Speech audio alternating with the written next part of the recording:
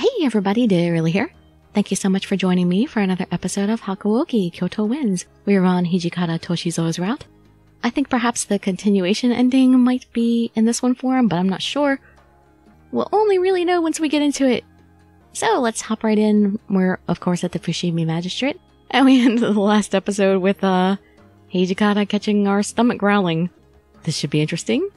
You can just sit back, relax, and let me read you a story. That was... It seems like the boys ate all the food. Did you eat? I'll eat later. I'm fine. Didn't ask if you were fine. I asked if you'd eaten. Well, no, not yet.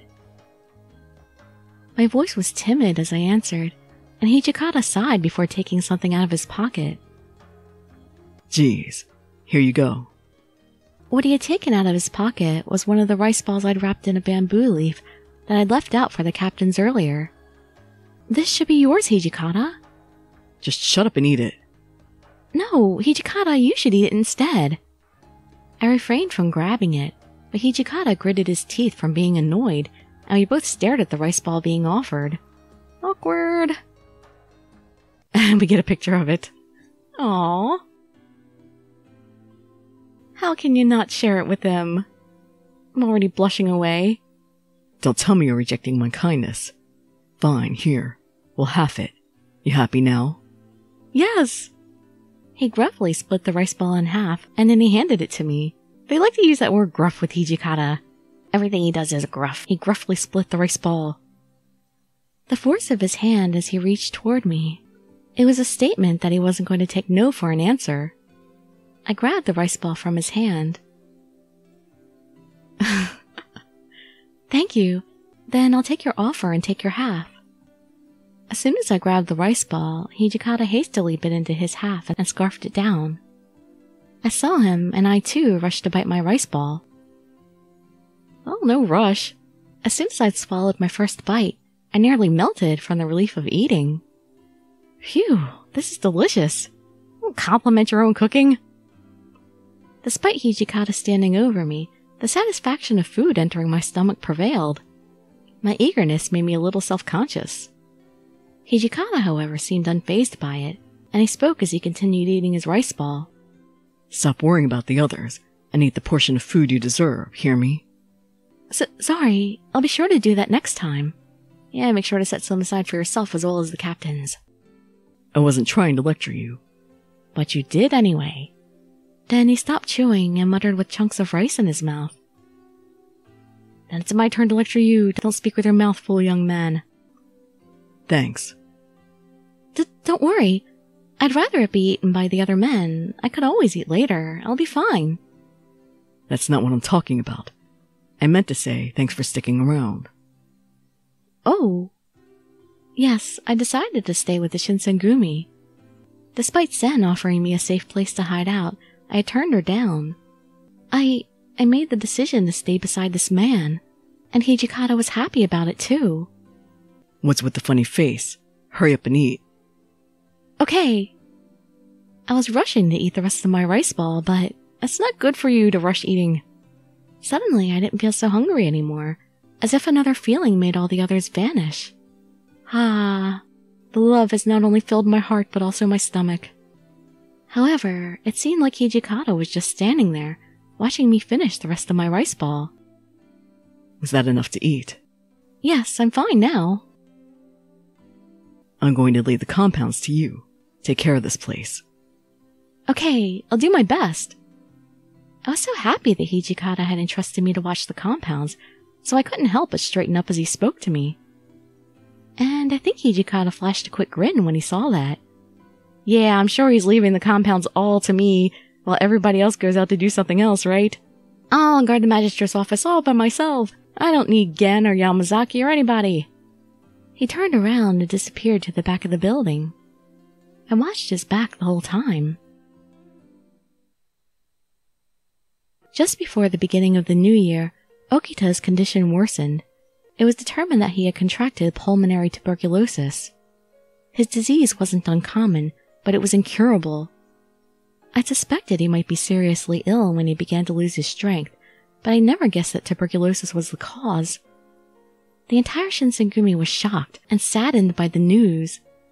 It was decided that he was to head to Osaka, where Dr. Matsumoto was residing with Kondo, who also was in dire need of treatment. The new year came, and it was now 1868. Kyoto was still on high alert. The Shinsengumi remained on standby at the Fushimi Magistrate's office through the year-end celebrations. My hope that tempers would calm and the threat of war would fade lasted until 3 days after the new year. A dispute arose between the Satsuma domain and a group of shogunate troops attempting to enter Kyoto. Violence broke out, and suddenly, war was upon us. The shogunate army in Kyoto numbered roughly 15,000 men, while the Satsuma Choshu alliance commanded only 5,000. Victory for the shogun should have been a foregone conclusion. The Satsuma and Choshu, however, had bet their very livelihoods on this war, and determination and morale were high. Perhaps more importantly, the Satsuma had faced the British in battle, and the Choshu had faced the British, French, and Dutch. Both domains had learned modern Western tactics. Armed with only swords against the Satsuma and Choshu's rifles, the Shinsengumi were at a tremendous disadvantage. During the war, the Fushimi Magistrate's office was set on fire, and the Shinsengumi had no choice but to retreat from Kyoto. Are you alright? Perhaps you should rest. No, I'm fine. We can't afford to stop. I'll be alright. I wiped the sweat from my brow, took a deep breath, and forced my throbbing feet to move. We were on our way to Kyoto Castle, under orders from Hijikata. Oh, that was a bad move, Hijikata. The Shinsengumi was doing poorly, so he'd been dispatched to bring reinforcements. Do you really think the people at Kyoto Castle will help us? They have to. We need the help, and so does Hijikata. We can't lose. I never want to see him like that again. I remembered the battle at Fushimi all too clearly. On the evening of the 3rd day of the new year, the war began. Cannons pounded the Fushimi Magistrate's office, and the ground shook with each impact. Hijikata, we can't take any more of this. That cannon up on the hill is tearing us apart. If we try and go up there, their guns will mow us down before we even get close. Their rifles have impressive range, and the gunners are skilled. 1 out of every 2 shots finds its mark, despite the distance. Where's Shinpachi? I can't find him. He took 15 men from the 2nd Division to attack the enemy line. Attack the enemy line? Is he insane? He's gonna die out there. I could see muscles working in Hijikata's jaw, but he said nothing. His face was pale, although whether from fear or tension, I couldn't tell. Outside, the roar of the cannons continued unabated. Just when it seemed certain that Nagakura must have perished, he turns up like a bad penny. Hey guys, I'm back! Shinpachi! Cries of surprise filled the room. You're alive. What, do I look like I'm a ghost? Go ahead and touch me if you don't believe me. He grinned as he wiped a thick smear of blood and dirt from his face. Anyway, it's impossible to get to the enemy line. Some Aizu guys went on ahead of us, but I heard they got pushed back too. Commander, there's nothing else we can do. Please order the retreat. His brow furrowed, and he scowled furiously. Whoa, what's this? Where's the smoke coming from? The cannon must have set the building on fire. We need to get out of here or we're dead. Hijikata, we have to retreat. Even Nagakura's pleas seemed to fall on deaf ears. Toshi. Until this moment, the Shinsengumi had never known defeat in battle, but they were helpless against the firearms of the Satsuma and Choshu.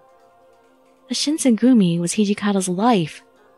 Defeat was hard to accept. After what seemed like an eternity, he let out a long, ragged sigh. I guess this is the end. Nobody can win a war with swords and spears anymore. How many times have we said that line? His knuckles turned white. There were several more minutes of tense, breathless silence before he finally looked up, his eyes burning with fury.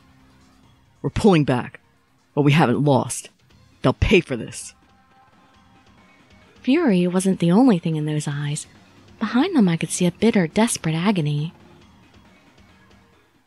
I've been with him for a long time. I know how hard it was for the man to admit we had to retreat. One loss is enough. I'm not nearly as good a swordsman as Kondo. What? No, don't say. He interrupted me with a kind smile and continued. But there are still ways for me to be of use to the Shinsengumi. Well, he's not the best swordsman, but he's still good. So, let's keep our hopes up, shall we? Okay. The Shinsengumi and Kondo and Hijikata needed my help. I had to do whatever I could.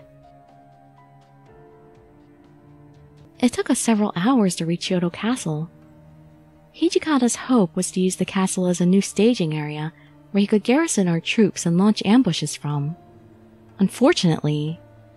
That's weird. Why are the gates closed? Do you think they're already preparing for battle? There were no guards outside of the castle anywhere we could see. It was uncomfortably quiet. No. He stood for a moment, absently rubbing his chin in thought, before finally making a decision. We are here on the orders of the Shogun. We have come to request your help in battle against the rebels who would dare to challenge this country's rightful rulers. His voice echoed out through the stillness, but no one responded. I had almost begun to think the castle was simply abandoned when... Oh look, there's someone in that window. Huh? They've got something shiny. Gen, duck! Get down! Huh? Inoue grabbed me by the wrist and pulled me. Gunshots echoed from the castle walls. My eyes darted around, but there were no rebels nearby. That meant the bullets were meant for us. What's going on? I thought the Kyoto were friendly. Either they've already been overrun by the rebels, or they don't want to ally with the side they think is going to lose. Man, we're rereading this whole scene. This is a lot of rereading they're having us do. We need to get back to the men. It's dangerous to stay here. But Hijikata told us to get reinforcements from Kyoto. Inoue only shook his head. It's clear by now that they're no longer our allies. The longer we stay here, the more danger I put you in. But if we leave, what's going to happen to Hijikata? What's going to happen to the Shinsengumi? Let's just try and talk to them. You already tried. If we explain what's going on, I'm sure they'll understand. I'd never seen Inoue glare at me before. That is enough. I want to go back to Toshi with reinforcements as much as you do. But my job here was twofold, to ask for reinforcements and to protect you. If something happens to you now, then I will have failed him twice. Now come on. There was nothing I could say. Inoue had fought alongside Hijikata since their first days in Edo, before the Shinsengumi. He had undoubtedly felt even more devastated by Yodo's betrayal than I had, but he had still chosen to retreat so that he might protect me. Never before had I felt so ashamed and so helpless. Think about how he feels. There was nothing I could do. I'm sorry. I'm useless. I failed. Don't make it about you, Chizuru. Tears welled up in my eyes, and I brushed them away roughly. Don't worry about it. After all, this is Toshi we're talking about. I'm sure he'll come up with some amazing plan and turn this whole thing around. He laid a hand on my shoulder and gave it a gentle, reassuring squeeze. I focused on the warmth of his hand and felt myself begin to calm down. Your hand is warm. It reminds me of when my father used to pat me on the head when I was a little girl. Father, huh? I guess if I had a daughter, she would be about your age right now. Oh, I'm sorry. I didn't mean to call you old. Did I say something wrong? Oh, no, not at all. I would have been honored to have a daughter like you. Now, we should be going. I'm sure the men we left behind will get worried if we don't get back soon. Okay.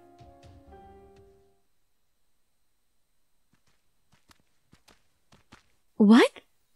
We were nearly to the location where we'd left the rest of the soldiers, but something felt wrong. Wait, weren't they supposed to be here? There wasn't a single soul around.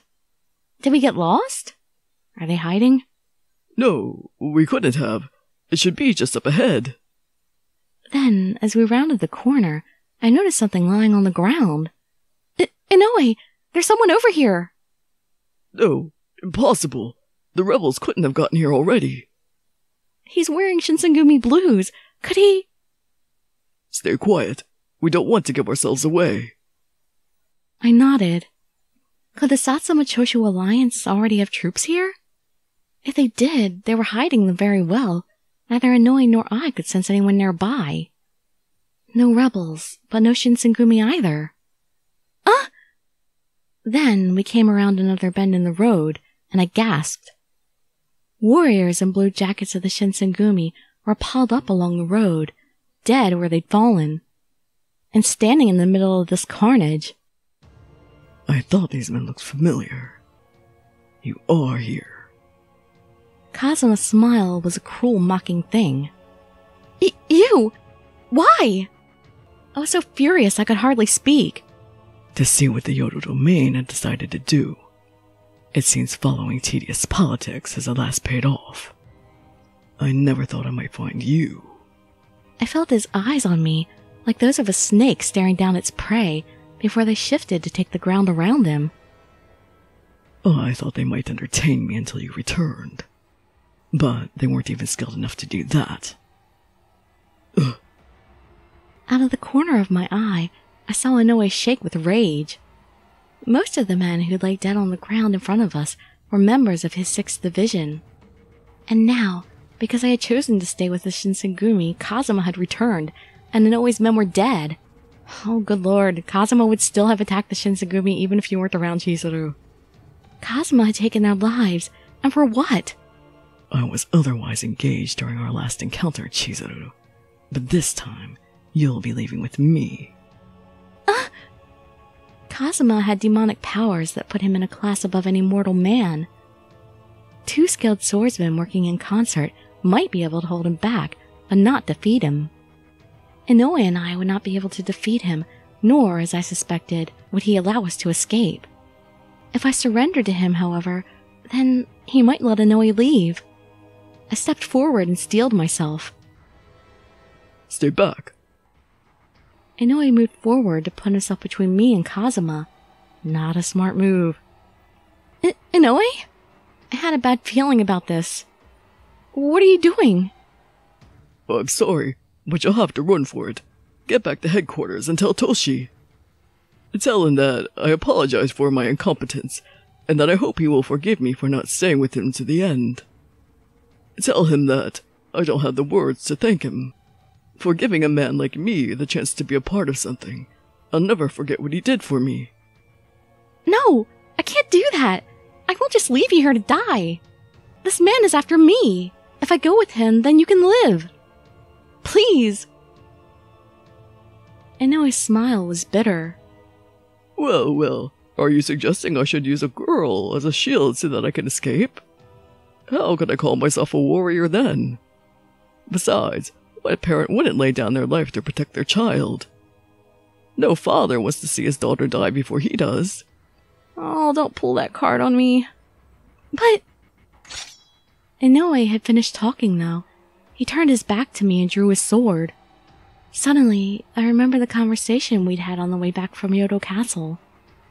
He told me that he was old enough to have a daughter my age. No, I cried to myself, that doesn't mean he has to do this. How could he throw his life away? Please, Inoue, run! I screamed and pleaded, but his back didn't move. Finished with your farewells. Then I'll give you a chance to take her up on her offer. Go on. Run. Kazuma let his hand fall from the hilt of his undrawn sword. Yeah! Inoue launched himself at Kazuma and swung in a wide arc toward the demon's neck. Kazuma's sword slithered out of its scabbard, too fast for the eye to follow. His hand simply blurred, and the tip of his blade emerged from Inoue's back. Ugh! Blood bubbled out between his lips. Inoue! He fell to his knees, the deep red stain rapidly devouring the light blue of his jacket. Kazuma's eyes flickered like sparks, and he bent down to whisper to Inoue. Is something the matter, human? Or the men I just slaughtered your subordinates? Don't you want to take revenge for them? I understood warriors put great stock in avenging the deaths of their comrades in arms. Inoue glared back at him with white-hot rage. He reached into the pocket of his kimono and was taking something out. It was... no. The water of life, huh? Pathetic till the end. You're despicable. You're barely worth the air you breathe at this point. Go on ahead. Feel pain as you die. Inoue lifted the tip of the lid, attempting to drink the water of life, but then... Kazuma simply laughed and stepped easily around Inoue's swinging sword. I didn't even see him strike. There was only the momentary flicker of sunlight on a blade, and blood erupted from a gash across Inoue's chest. The bottle dropped to the ground and broke. My apologies. I may have hit a little too hard. He ground his teeth, trying desperately to overcome the pain, and turned a strained gaze to me. What are you doing? Run! His face looked intense, like a demon's, as he shouted at me. I scrambled to my feet and turned to leave. My. Of all the humans I've fought, you are by far the weakest. Why would the Shinsengumi allow someone so pathetic among their ranks, I wonder? Though I suppose they are rather eccentric. Hearing Kazuma's cold laugh behind me, I felt something inside me snap. Stop! Don't! As I cried out, I heard the awful sound of steel slicing through flesh. Time slowed to a crawl, but I could do nothing but watch as Inoue fell, without a cry, to the ground. Inoue! Inoue! Even as part of my mind screamed at me to run, I scrambled toward him, grabbing for his hand. It was still warm. A warmth like my father. But Inoue's eyes no longer saw. His ears no longer heard. He had joined his men among the corpses on the road. Now this pest is dealt with. There's no one else to save you. Now putting up a fight would be a waste. Come with me. You're fated to be my wife. He flicked his sword clean and sheathed it. Then he stepped forward and reached for my hand. I... get revenge. Honestly, either action seems rather futile anyway, so might as well. Inoue had told me to run, which you should have done long ago. Hijikata needed to hear his last words, and I was in no position to fight a demon. I knew all this, and I could hear a part of my mind screaming at me to run, but the roaring flames of rage drowned it out. How could I have let him die to protect me? Inoue was so kind. Just looking at his lifeless body sprawled in the dirt made my heart feel as though it would shatter into 1,000 pieces. But more than anything, I hated Kazuma for killing my friend, as if he was nothing more than an irritating insect. I grabbed desperately for my kodachi and pulled it from its scabbard, bringing it up into an attack position. Oh, I thought you were smarter than this. But I see now your time with the humans has poisoned your mind. You disappoint me. Shut up! Hot tears rolled down my cheeks. Why are you so upset? Can't you figure that out? Does it bother you that I swatted this fly? He was a human, and he was foolish enough to challenge a demon. What other outcome could there have been? Shut up! Shut up! Never in my life had I spoken to someone like that. Never before in my life had I so wanted to kill someone. If only I had been able to transform my wrath into strength, I would have been the strongest creature alive. I can never forgive you for what you've done! Please, Inoue, give me the strength to strike him down. I tightened my grip on my sword, my knuckles white, and I leapt for Kazuma with a yell. Ah! Contemptuously, he slapped my strike aside. My kodachi flew out of my hands and clattered to the ground. I reached out to grab it again. Ah! Kazuma's foot came down on my arm, and pain shot through it. Enough of this stupid game. His red, arrogant eyes burned into mine, the eyes of the monster who had killed Inoue. You do not seem to understand who your master is. That is unfortunate. Perhaps I should punish you so that you'll never defy me again. I felt the cold steel of his sword on my throat. Pain is an excellent tool for discipline. Fortunately, your body heals very quickly. Damn you! I glared at Kazuma with all the anger I could muster, but all I got in return was a cruel smile. Inoue had told me to run, but I hadn't, and now I couldn't. Kazuma was right about one thing: I couldn't escape from him. If I couldn't escape, then at least I could refuse to give him the satisfaction of a compliant victim. If all you're going to do with me is use me however you like, then I might as well bite off my tongue and drown in my own blood. You'd heal before that happened. Don't remember giving you permission to do that. And I don't care much for people who can't follow orders. The moment I heard that voice, my head suddenly cleared. There was no way I could mistake it. It was Hijikata! I felt tears spring to my eyes again, but for a very different reason. This was no dream, no hallucination. Toshizo Hijikata stood in front of me. Damn it. I had a feeling you guys were in trouble, but... He stopped just as his voice was about to crack, and simply looked at Inoue's body, his face twisted with grief and regret. Hijikata's jaw tightened, and his breath shook as if he were about to cry. His originally cold eyes were changed. They shone now with brilliant fires of rage. With tight, deliberate purpose, he gripped his sword, the Izumi no Kami Kanesada. It whispered through the air as he raised it to an attack stance. Another human who wishes to throw his life away. It is difficult for me to understand why your kind is so anxious to die. I was hoping I'd seen the last of this idiocy. Very well, let's get this over with. Kazuma's voice was bored, but as he spoke, the fire in Hijikata's eyes grew into a raging furnace. Throw his life away, you piece of crap! How dare you say he threw his life away? Hijikata roared in wordless fury and launched himself toward Kazuma. With all of his weight behind the blade, he struck at the demon's neck. Kazuma flicked his sword up to catch Hijikata's. For a moment, it looked as though they were evenly matched. And then Kazuma was thrown back. What? From the look on his face, it was likely the first time he'd ever found himself overpowered by a human, and he was stunned. Hijikata didn't let that opening go to waste. He pushed forward, his sword hissing back and forth through the air as if possessed. Love that smirk. Oh, I never thought I would show this form to a mere human. Be honored, mortal. The moment your eyes behold a true demon is the moment of your death. And with that, the battle changed. Kazuma's sword hummed and flicked through the air with ease, far faster and smoother than it had been a moment before.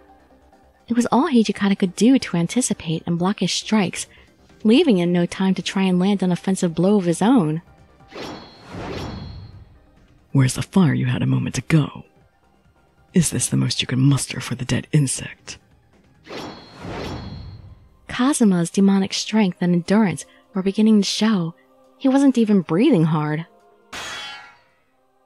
Damn. Hijikata, however, was running short of breath. All Kazuma had to do was tire him out and... God damn it! He threw his full strength behind his sword and lunged at Kazuma one more time. The demon anticipated his blow easily and twisted to the side as Hijikata's blade swept past him. Kazuma's hand snapped out, and Hijikata's sword fell clattering to the ground. Hijikata! I picked up my kodachi from the floor. Instinctively, I charged toward Kazuma, hoping it would help even a little, but... Stay out of my way. Kazuma kicked me and I fell to the floor. In my mind's eye, I could already see him crumpling to the dirt, just as Inoue had done. Damn it! Hijikata was huffing loudly, reaching for the sword that was knocked out of his hands just a second ago. He fell to his knees, his chest heaving. Sweat rolled down his forehead in streams, and the cloth of his shirt was soaked. Kazuma lifted his sword and pointed it at Hijikata. This is the end for you. His mouth curved up into a cold, confident smile. Humans are such fools. They'll try to fight what they know they cannot defeat. I call that recklessness, not courage. You have underestimated the power of a demon and chosen not to fear us. I hope your last thoughts are of shame at your ignorance. As Kazuma spoke, Hijikata dragged his tired body across the ground toward his fallen sword. What's this? Trying to run? Hijikata had reached his sword. With the last ounce of his strength he possessed, he lifted it once again and turned to face his foe. You won't bow, will you? I've made a fool of you, and yet you refuse to acknowledge the difference between us. No! Hijikata was not the sort of man to care about a difference in strength, but neither was he the sort of man that would simply abandon victory. So why then had he not responded? As I watched, he pulled out something from inside his shirt.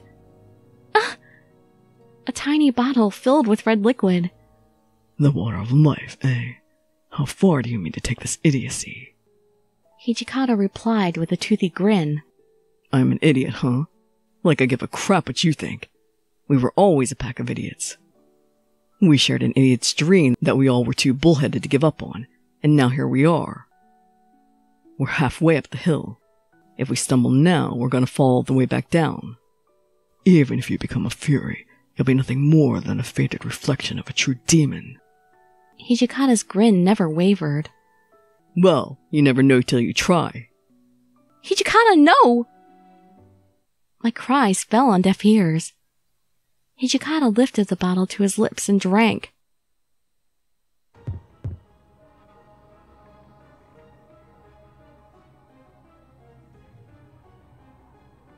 In Hijikata's place, there was now a white-haired demon. Shut up! Hijikata's voice rumbled out from the fury, dark and low, like approaching thunder. I've had enough of those cowards in the shogunate, and I'm sick of your goddamn demons. So, I'm not a real demon. Why the hell should I care? Never once in my whole stinking life have they treated me like a real warrior. His eyes burned with anger. But hell, where are you supposed to find a real warrior these days? Lots of men calling themselves samurai, when all they do is sit behind 10 feet of stone in a castle and get fat. Only thing these sons of bitches care about is making sure the side they buddy up to is the side that's gonna win. We're better soldiers than any of those bastards. Hijikata's words weren't just for Kazuma anymore. They were for Inoue, who had sacrificed himself in battle, for the shogunate and the counselors who didn't have the courage to make the difficult decisions, and for everyone who had ever refused to treat the Shinsengumi as true warriors. I believe what I believe. Nothing can change that. And I will never, ever retreat. That's what's brought us this far. Call us fake if you want, but if we push hard enough and don't give up, eventually we become what we say we are. If I could defeat you now as a fury, then we can become real demons, right? The predatory grin on Hijikata's face wasn't human. When he leapt at Kazuma, he moved so fast that I could barely even see him. He'd been impressive as a human, but as a fury, he was beyond belief. Gah! Kazuma smashed aside the first attack, but a second followed it almost immediately, and then a third. Blow after blow crashed against his defenses, giving him no time to even breathe. Come on, that all you got? I thought we were just ants for you to crush. Where's your smart mouth now, demon? Hijikata's eyes flashed, like a great beast closing in on its prey, and he lunged at Kazuma. With an effort, he managed to swing his blade up in time to catch Hijikata's, but he'd lost the advantage of superior strength. His sword rebounded from Hijikata's strike, and Kazuma was forced back. Hijikata leapt for the opening. Ugh! Hijikata's sword moved too fast for the eye to see. A line of blood simply appeared on Kazuma's face. He clasped a hand to it in surprise and pain, and jumped back, trying to put a space between them. Great. Looks like you're finally getting into it. You look like a man now. How's it feel to get cut by a fake? Kazuma didn't even seem to hear Hijikata's words. He simply stared, eyes wide, at the blood that fell from his face to pull in his hand. Even as I watched, his wounds close themselves. The stream of blood slowed to a trickle and then stopped. Damn you! Though the wound itself had disappeared, it seemed the ramifications had not. How dare you, false demon, insect, scum! How dare you draw my blood? It must have been the first time he'd ever been wounded by a human. Kazuma's preternaturally calm face was distorted now by rage and disgust. It was the first time I had ever seen him truly look like a demon. I will never forgive you for this. I will torture you until you beg for death. You will learn what it truly means to feel pain. At last I get to see the real Kazuma. Fine, come at me. I dare you to kill me. He bared his teeth in a wicked smile. Their swords collided with a resounding crash. Gah! Kazuma had been strong before, but now his blows landed with all the strength of a cannon. Veins stood out on Hijikata's neck and forehead as he strained against the onslaught. Damn you! You are nothing. Not even a shadow of a demon. How dare you draw my blood? Kazuma had gone mad with rage, his golden eyes wide and bloodshot. Bastard! Every time their swords met, I could see Hijikata's chip and shake. It looked as if the next blow would break it in two. Hijikata tried desperately to block with the back of his blade and protect it from more damage, but Kazuma's strikes were too quick, too powerful. Hatred rolled off them in waves. Neither of them would be satisfied with simply killing the other. I'll never forgive you, you arrogant son of a bitch. You're going to hell even if I gotta drag you there myself. His clothes were soaked with blood, but eyes lit with vigor and determination shone out from beneath his white hair. Huh. Go to hell if you like, but you'll be going alone. They leapt at each other like enraged animals, blows flying so quickly that they could only defend or attack on instinct. It was clear that the battle would only end when one of them was dead, but it was rapidly becoming clear that Hijikata was fighting in a way that put him at a disadvantage. Back home, he'd always been so calm, even in the heat of battle, but cool detachment had fled with his humanity. I had to stop them. If I didn't, Hijikata would die, but awe and terror at their display of violence and skill had sealed my voice in my throat. Even though I was a demon just like Kazuma, I was helpless. It was maddening. Yukimura! I heard footsteps pounding along the path and spun around to find the source of that familiar voice. The commander left to see how things had gone with the Yodo and hasn't returned. Have you seen him? Right over there. Yamazaki! His timing couldn't have been better. At that moment, Yamazaki looked like an angel. And unfortunately, I'm so sorry that we're gonna have to stop in the middle of a fight, but we gotta stop there because I've gone on way too long. But that battle was way too intense to stop in the middle of the actual action. Yamazaki is providing a break here. So, yes, I deeply apologize, please forgive me, but we'll continue this fight in the next episode. So I hope to see you there or in some of my other videos, and I'd be so grateful for any likes, comments, subscriptions, or shares with your friends to show some support. Thank you so much for joining me, and I wish you all health, happiness, and safety. Dirili signing out. Bye bye everybody.